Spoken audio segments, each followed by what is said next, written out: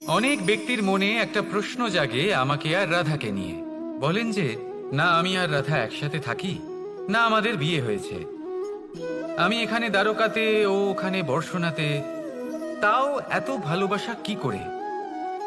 এ কেমন সম্পর্ক? আমি তাদের একটা সহজ কথা বলতে চাই।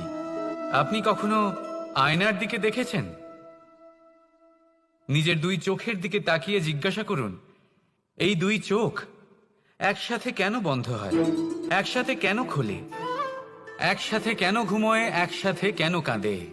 আজীবন কোনো এক মানুষের সাথে সম্পর্ক রাখা অবশ্যই সম্ভব, তাদের সাথে দেখা না করে।